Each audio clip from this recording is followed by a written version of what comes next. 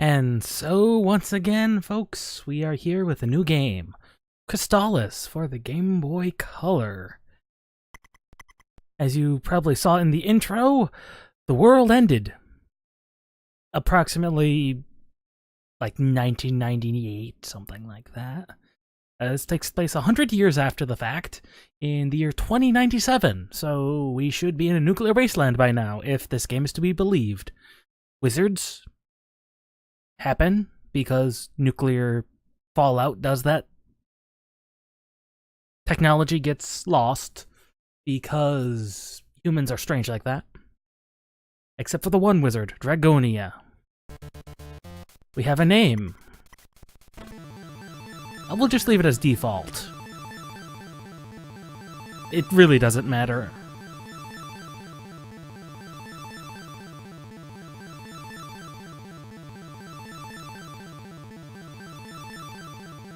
This looks like a giant piece of technology. That's frightening.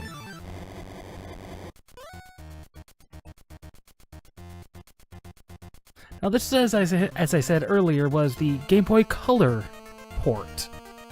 It's considered inferior to the NES port due to okay, rewind is still working. It's considered inferior due to the smaller screen of the Game Boy Color.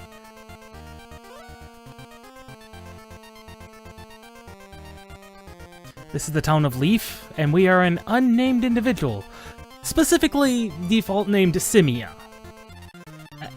It does not matter. You get multiple save slots, very handy.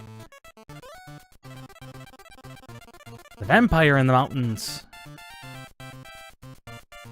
It's also got a soundtrack. I actually like this soundtrack better than the NES one. And if we had any money, we could buy things. Herbs and things of that. Defensive things. We don't even have a weapon. Pawn shop is occasionally useful. Crystalis is known for being a little odd of a game. It tries to be kind of Zelda-like. And it actually works pretty good. It's a shame it never saw a series, but once you get to the end of it, you'll see why. The Game Boy port, in particular, has sections that were cut endgame from the NES port, and also includes a complete retranslation. If you don't know, this was made by SNK, the makers of King of Fighters and various other great games. Apparently, we have been slumbering. We're that prophecy, if you saw in the title, which, mighty weapons. And we've acquired our first weapon. Another wizard, a warrior magician.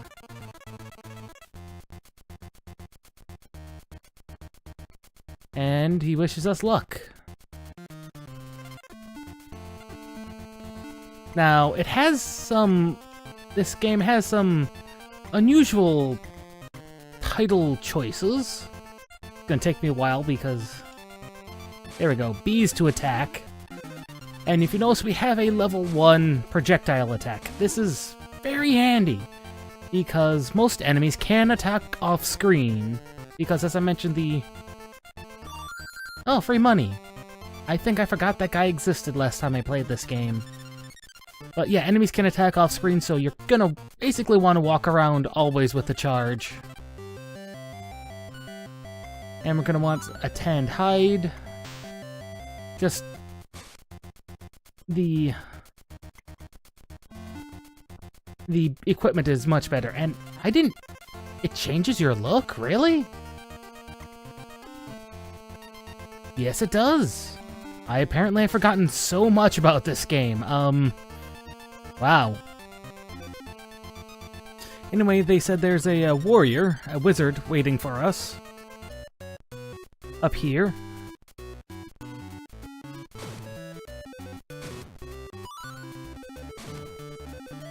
There we go.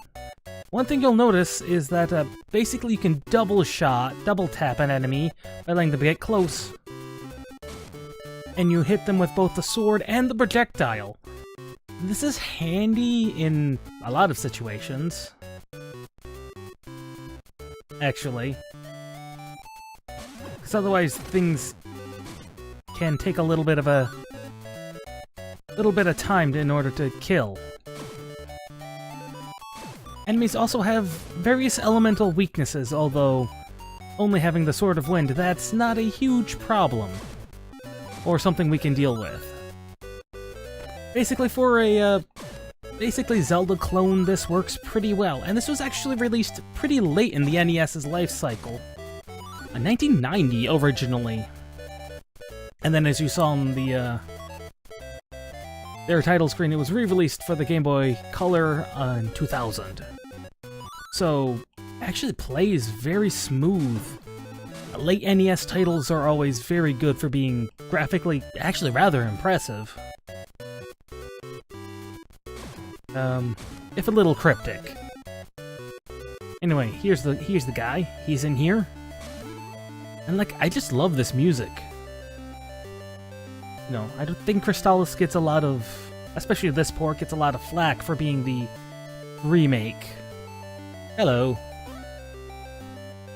Zebu, one of the 4 magicians. Saw them in the intro. There's only very few magicians in the world. 5 of them, actually. One of them is Dragonia, who has been...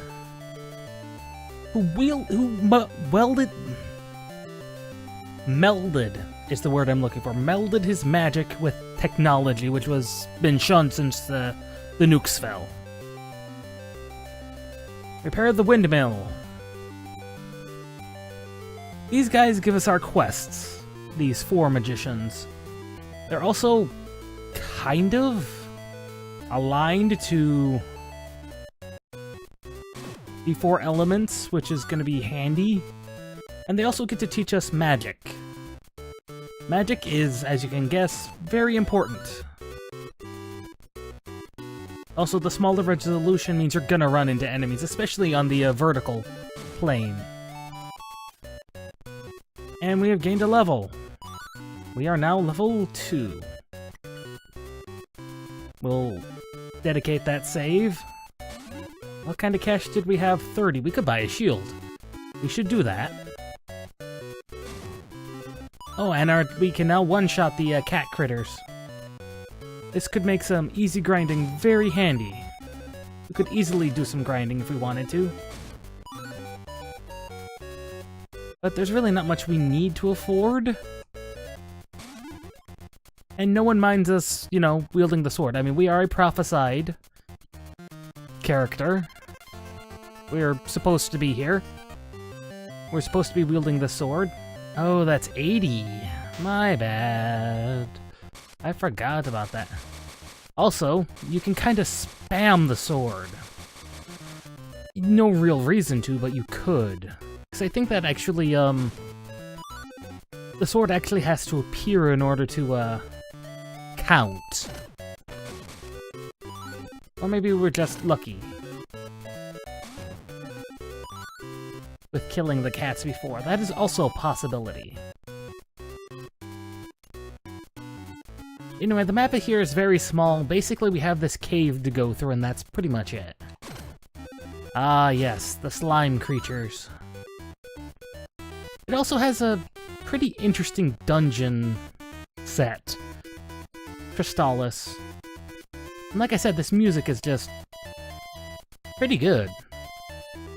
The dungeon design is actually not that great.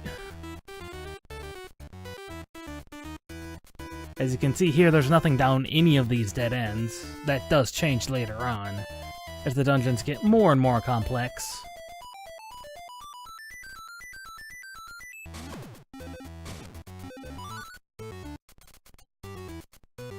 I forget.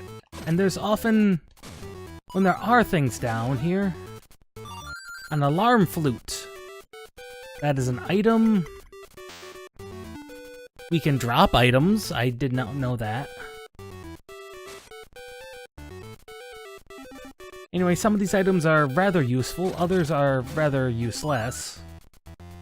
Alarm flute is needed to finish our objective of repairing the windmill. I believe there's a boss at the windmill. I believe so. And if I recall correctly... Or we needed to come here before the windmill. It has been some time. I've already forgotten, but it looks like... It looks like there's nothing else here for us, so... I guess we're done here. Unless I missed down here. No. This looks like the way we came from. As you've noticed, however, we've been taking some pretty forcible, pretty sizable chunks of our health in damage. Yeah, we did need the alarm flute. I do know that. There we go.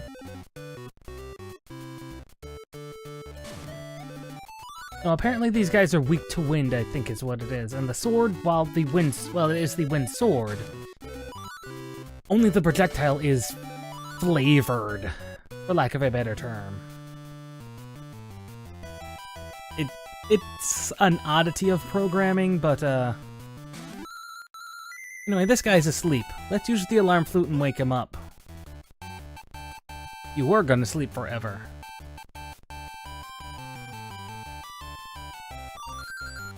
And now we have a windmill key. And that is... See, because the Game Boy and the NES only have two buttons, the two face buttons, it's a... You kind of have to remember which ones are which, or at least I do. Windmill. I remember there being a boss. Apparently I'm wrong. Oh, that's where he is. I forget. Right. Hi, Zebu. Before we enter the new area, and it even begins to spin. The little details are rather nice in Crystalis.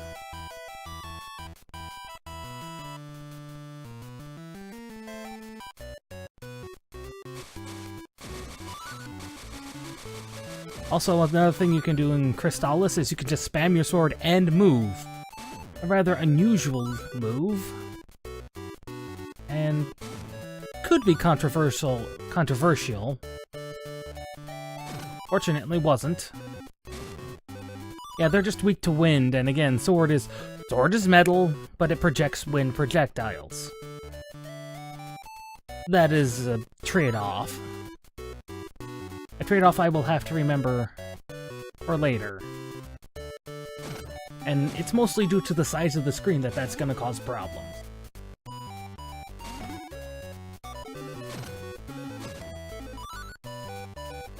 But there are some very nice swords and spells and attached things associated with swords in the game.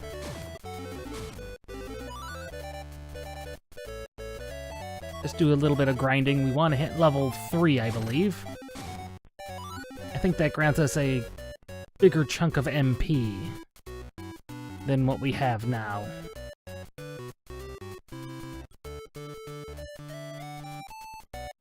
Crystalis is actually a pretty large game, especially considering from when it was developed. Again, 1990 was very late in the NES's life cycle. I want to say the Super Nintendo was about to be released if it hadn't already. So I know the considered late games for that are like 90s. It's been a while since I played Donkey Kong 3. Country 3. That's considered a late entry in the NES Super Nintendo life cycle. I want to say that's like 96? It may not have been out yet. It was getting close. It was at least, people were hyping it as much as they could for, you know, a early 90s pre-internet thing. Okay, yeah, we just need to kill one more something. Come on, I just need one something. I saw you spawn. There we go. And we are now level 3. And the levels scale quite quickly, actually. And actually, we can afford that shield. We should do that. Before we head out, that is. Let's go see what Zebu wanted. I believe he gives us a spell. And the for first spell, it is an iconically useful one. Every RPG should have one. Sealed Cave of the Vampire. Yes, the refresh spell. 2 MP to give you some health. Rather helpful.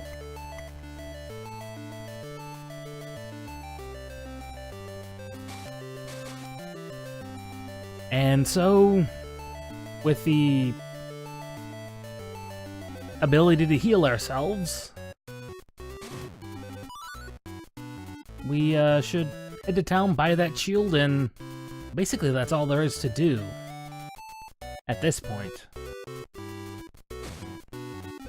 I'm also gonna state now, although in the video this is gonna make no difference. Well, actually it will make some difference. What I'm actually going to do, and this is gonna, like I said, affect the videos a little, is, we're gonna have a short intermission every hour we've been streaming. It's mainly due to file size limits. The files that, created when we stream are, like, 11, almost 12 hours to upload. And they're not particularly large files either. I've done larger in the past. But they just take so long to upload. And that's due to, well, OBS's recording setup, so that's fine. So we'll take a short intermission while I restart the recording. They're not gonna be very long. Give me a chance to get something to drink.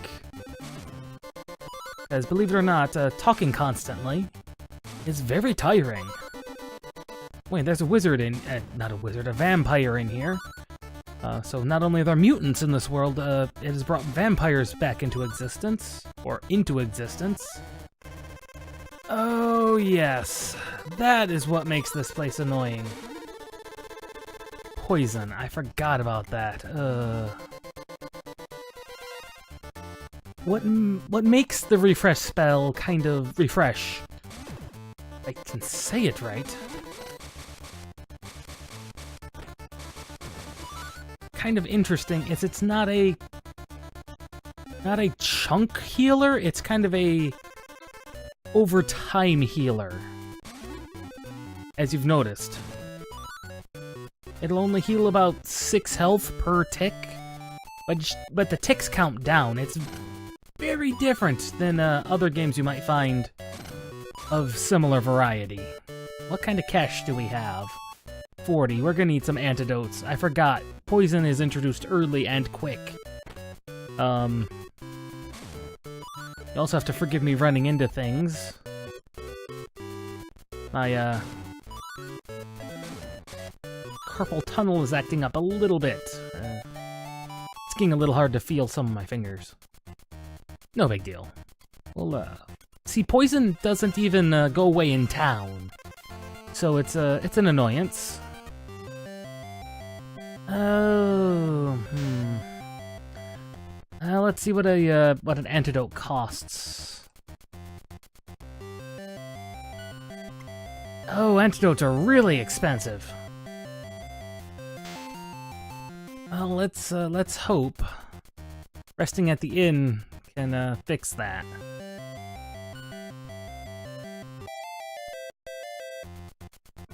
It can. Good. Good. But that means we're gonna need some antidotes. Which unfortunately means we're gonna have to do some money grinding. Which mostly means cat slaying. I don't think those slimes give out much money, period. And we're not gonna risk that cave without antidotes. It's not that it's worth anything.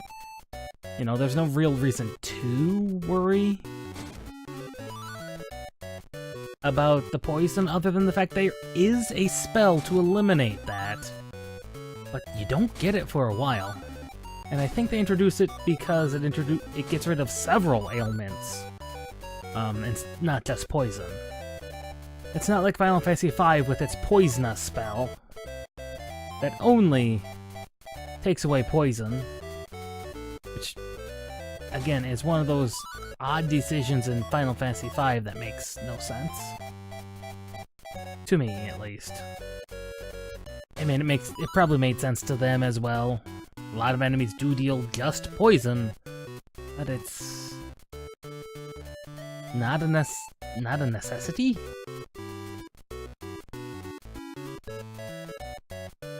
How much money do we have?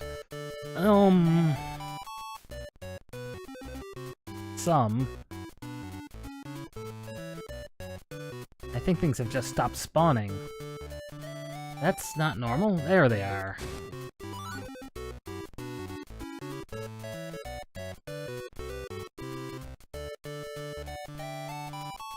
Anyway, the shield, I believe, actually will block some projectiles. We haven't seen anything that shoots projectiles, mind you. But I believe it will block projectiles. If they exist. So it functions as an actual shield, rather than just another piece of equipment to boost your defense with. But it's nice that such things are handy, you know? You know, Zelda did it, but how many others give a somewhat realistic way of using your weapons and armor effectively? Not many. Admittingly, the character's swordsmanship is very bad. You'll notice that when charging, they just shove the shield off to the side. That is very poor swordsmanship. Mainly, they're very fast with the stab, but they don't do any swings, any slashes, or hacks with it. So it's I don't know, disappointing. But then again, Link did the exact same thing in the original NES, he just stabbed things. It wasn't until later Zeldas that he actually swung the sword. Which at some point we're gonna end up seeing. Because, basically, this is the Zelda-like slot, for lack of a better term. Where we get to...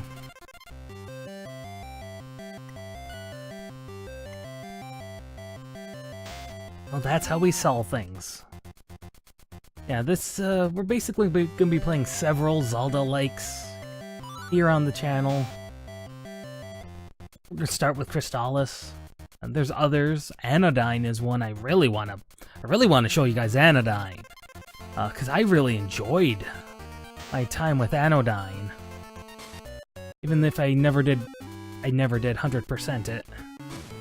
Because why would you want to 100% Anodyne? They were finding things in the game years after the indie game was released. I mean, seriously. The developer had hid so many little callbacks and things that it's a little ridiculous. Oh, I didn't realize that the cave music was the main theme.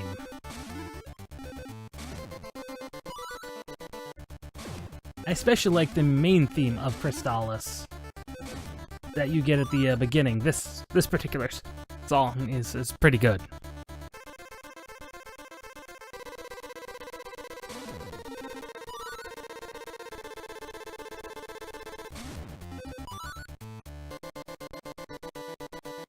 It's just kind of got this iconic feel to it.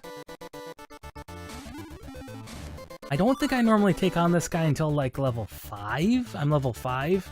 Ah, something to note. These doors are very specific. These walls. They're colored different, but you need very specific items in order to get rid of them. And you could probably see the feet of one of these guys. These guys are rather tough. They are they give out the experience for, this dungeon. That and these guys. These guys throw their heads. They also drop a lot of money. But they're definitely more dangerous. The most dangerous things here. I think... Oh, nope, I didn't despawn him. Yeah, the big monies are very, very handy. But as I said, vertical fighting is your most... Because all sprites are slightly more vertical than they are wide. Vertical is your problem. You just lack a lot of maneuverability room. Another door we can't do anything with. What's this? A ball of wind. The balls. Yeah, for lack of a better term, the balls. They give you a second charge slot and an improved ranged attack. Oh, Zebu's gonna tell us. Where are these to be found? Yeah, basically these let us access these by blowing them up. And like I said, it also increases our damage. Warp boots. Now those are sadly not permanent, those are a consumable. The balls also change how the attacks are received by enemies, and sometimes you just want to, especially true of tier 3.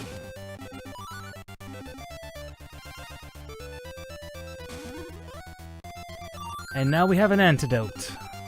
Another antidote. They do not stack, and you have technically limited carrying space. But the other important thing to note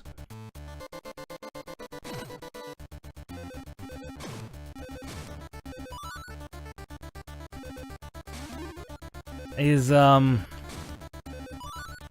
what was I going to note?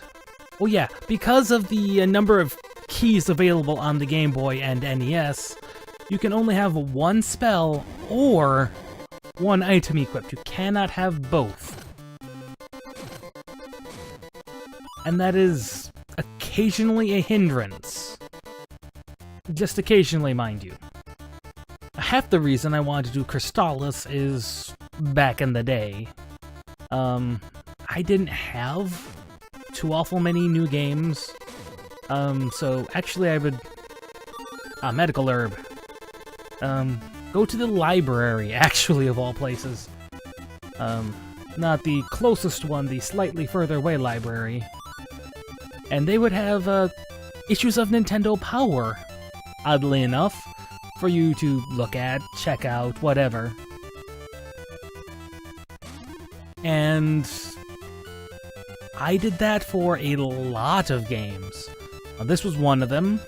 Another one I'd like to do, but with the current internet situation, we can't. Skies of Arcadia was another one that they did for the Game Boy. Ah, here's the boss. Okay, the boss. The vampire.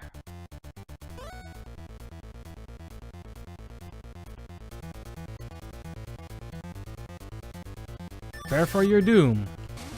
He's annoying.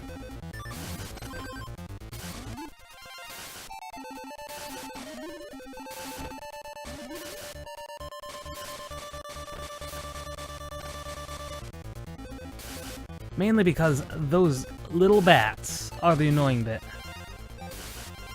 And this is why they give you the refresh spell. And also a bigger projectile, I'm willing to bet, is because of that. And he's dead. He's really not hard, but he can be a bit of a problem. Rabbit boots! Far greater challenges ahead. Okay, we have defeated him. And we've acquired rabbit boots. Now the nice thing about Crystalis is it automatically unequips your spells. Rabbit boots do exactly as you would expect, and believe it or not, this is going to be a very important thing. These rabbit boots. They're even more useful than the refresh spell is. And this is why. And not only did they let you jump out of grass, this is a poison bog down here. You stand in it too long, it hurts. These orcs, or whatever they are, these guys hurt. We've entered a new area, as you can garner. And everything just kinda hurts. We were kinda overpowered for where we were before. Not anymore. The real challenge is not dying. And we're gonna need some money, as you would expect. Ah, there's a house here. Ah, no one's here though. Well, that's sad. That house will become important at some point later in the plot. As you can see though, the level 2 charge, while very powerful and very handy, is... relying on it too much is a liability. A liability waiting to happen. Because it just takes slightly longer to charge up than you would expect. And,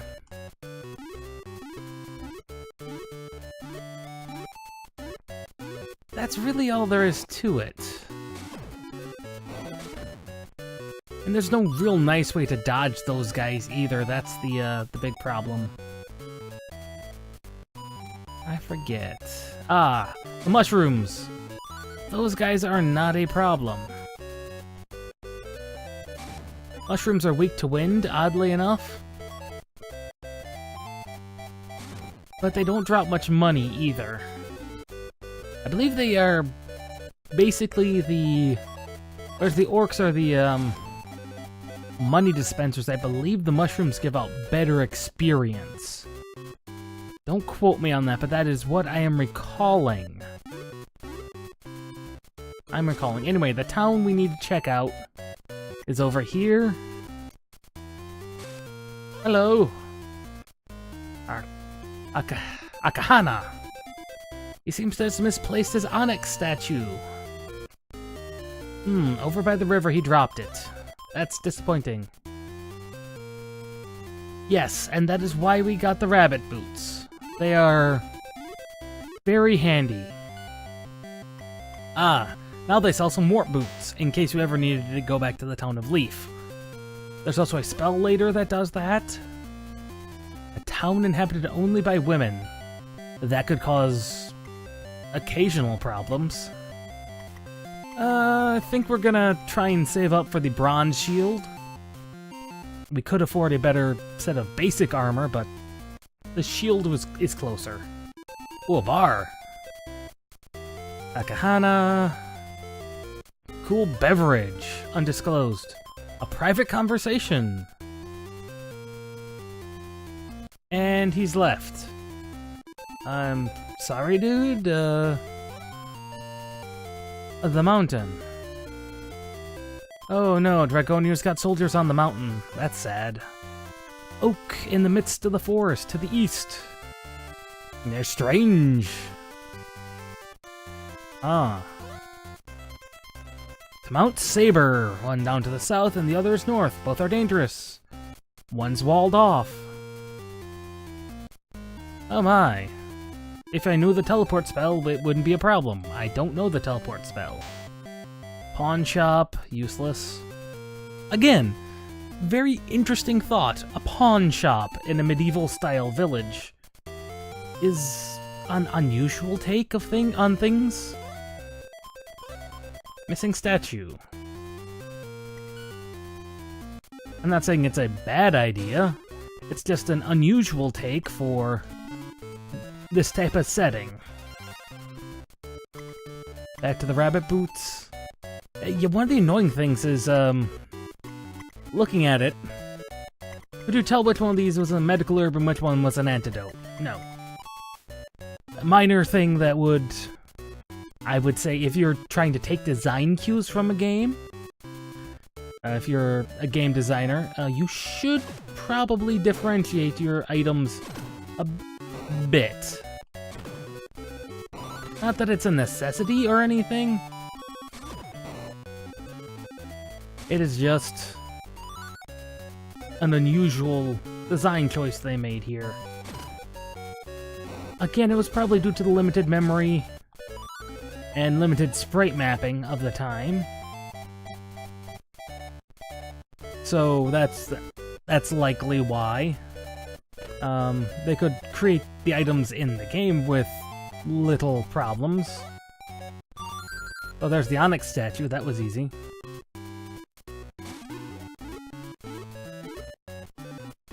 We can cross swamps without taking damage. That is, like I said, the only reason the rabbit boots exist.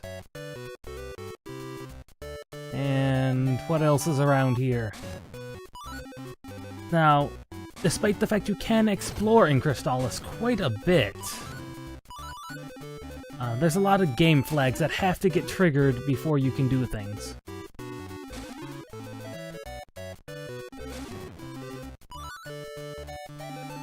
And I'm trying to remember if this is one of those moments. I think it is. I think we have to return the statue to... Oh yes, this is Mount Saber. We will not be going there. I mean, you could, but I believe we are woefully under-equipped for it, and we're wielding the wrong element of sword. In case you missed the intro, which, if you're watching this video later, the world ended. I would summarize. The game other than the intro, doesn't tell you any of this backstory, but the world ended, nuclear fire, such and so forth.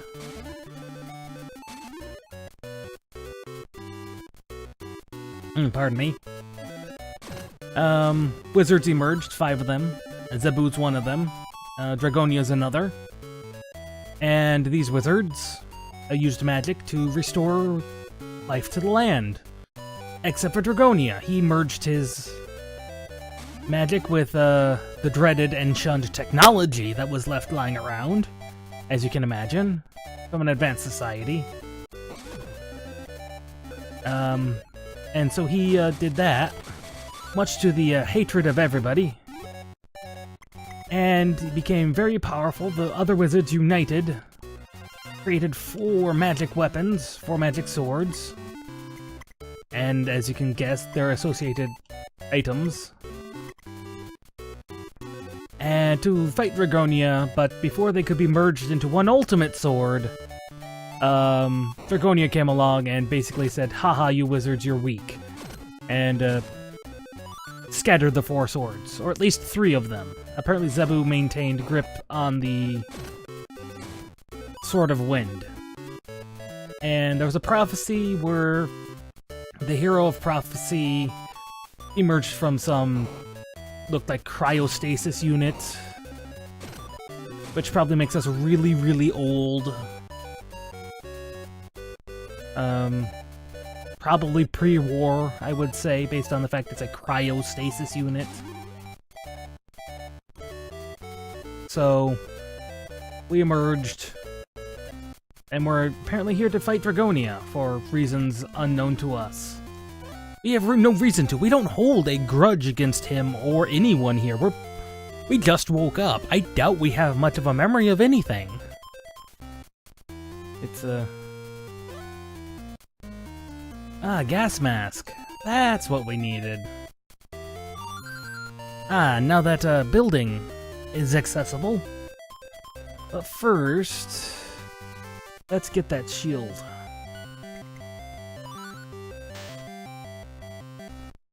And there's no reason to have the old shield.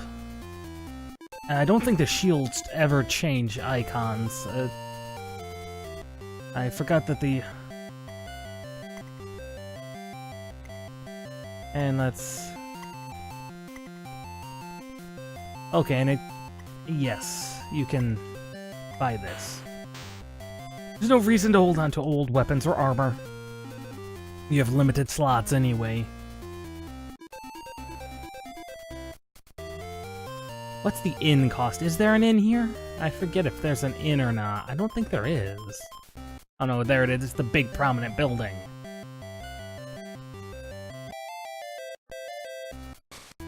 Well, with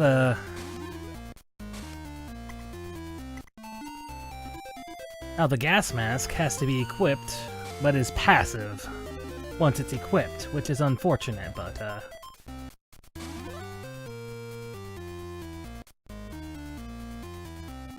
downtown.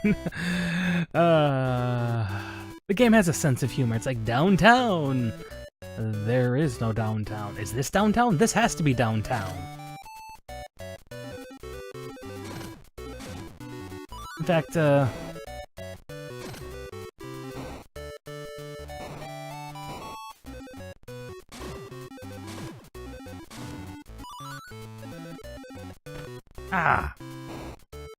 They're still dealing pretty hefty damage to us.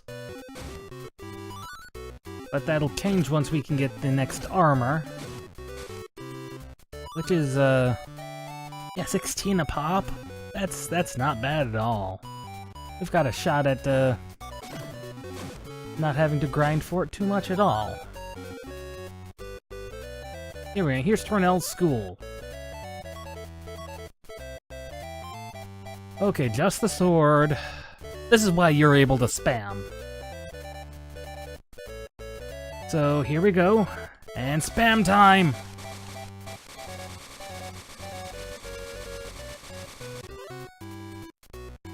Oh my.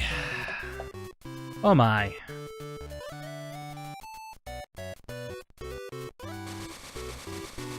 It is possible to beat him. It's just very hard.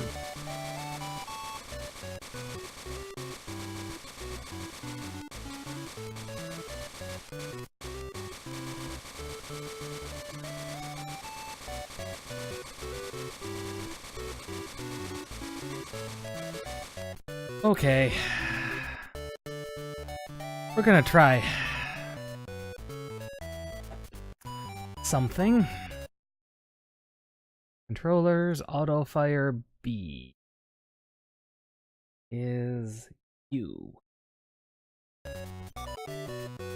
I've had this fail before depending on the game. Okay, let's try this again. Auto fire sometimes works depending on the emulator. Other times, yeah, I think I've managed to successfully do this once, but yeah, they literally expect you to do this.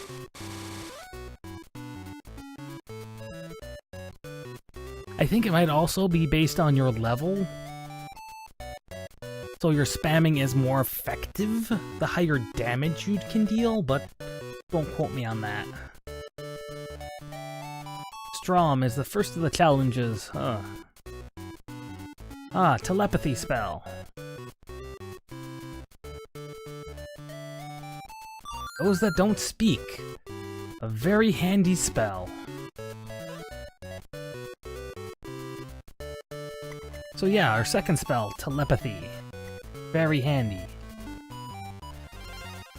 I don't recall if it uses any MP or not. Okay, it does. That's a minor annoyance.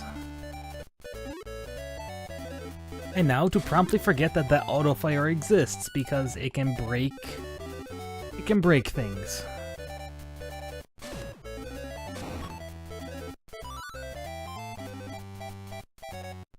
And now we need, what was it, 140?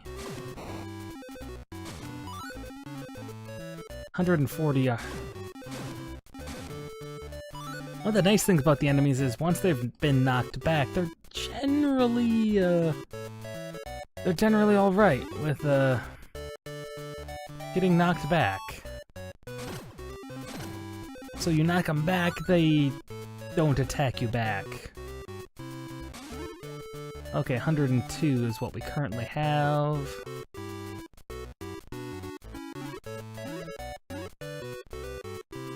So I think that was basically serving as a level litmus test. And being a lower level, it was just really hard to successfully beat the spam. But good old auto fire saves everybody all the problems. Now sadly, you can't jump over their axe. These orcs' axes, I think. I've never done it. I've never tried because it would be unintuitive if that were the case. Also, that would be a bit of a advanced programming thing if that were the case. Notice that I keep running into them. This is going so well.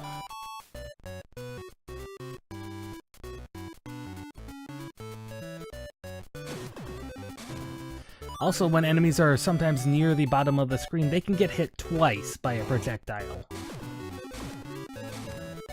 This is because the HUD down there is technically where they would unload. Level 5. I think we're well on curve.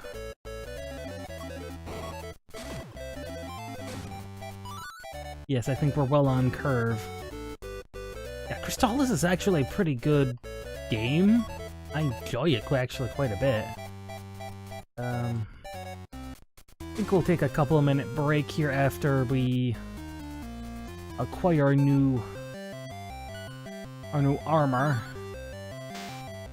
and equip it. Let's see, tanned hide to the leather armor. Okay, it's just the one sprite change. Just so you know whether or not you have armor on, period or not. I thought it was something silly like that.